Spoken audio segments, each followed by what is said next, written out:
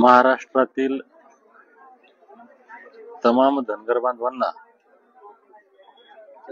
या ठिकाणी मानाचा जय मल्हार। आज या ठिकाणी ज्याला आसमानी सुलतानी संकट आपण म्हणतो त्या पद्धतीनं प्रचंड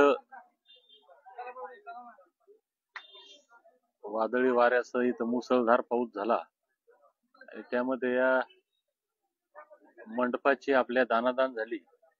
परंतु याही परिस्थितीमध्ये मल्हार मावळे या ठिकाणी मजबूतीने उभे होते। आता इथून कोणी आताही हलायला तयार नव्हतं, परंतु आम्ही रिक्वेस्ट केली सर्वांना की आता ज्यांच्याकडे गाड्या आहेत ते लोक आपापल्या घरी जावं आणि जे लोक आता इथं थांबणार आहेत, इथं बाजूलाच रेस्ट हाऊस आहे, जशी व्यवस्था करता येईल आता तसं तिथं थांबूयात। गाद्या ओल्या झाल्या, मंडप पडला, आम्ही लढतोय आणि हे एकही इथून हालायला तयार नाही। आता इथं भजनी मंडळ बाऱ्या म्हणणारे बांधव या ठिकाणी आले होते,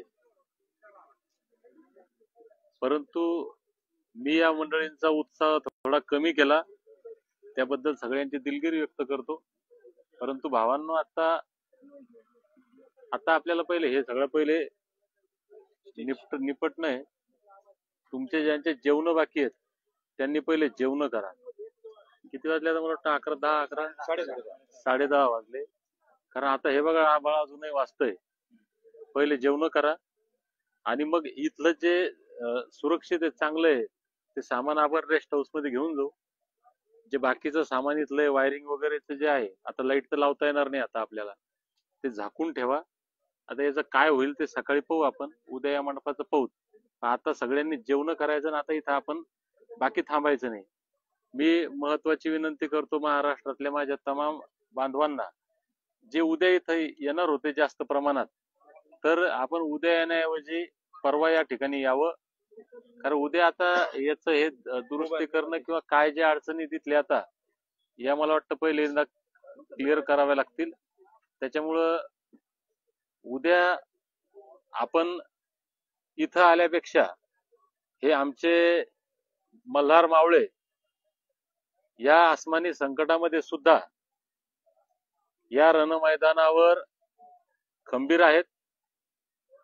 मला खरं म्हणजे संध्याकाळपासून बोलायलाही अडचण होत होती, ताकद नाही राहिली, पण आता बोलावं लागतंय। त्याच्यामुळं उद्या इथं आल्यापेक्षा सगळ्यांनी हा जो आजचा मेसेज आहे हा महाराष्ट्रातल्या प्रत्येक धनगर बांधवापर्यंत पोहोचवा। उद्या इथं येऊ नका। ज्या दिवशी हा मंडप उद्या हो परवा हो आम्ही एकदा क्लिअर करू, मग मात्र घरी कुणी राहू नका। जय मल्हार।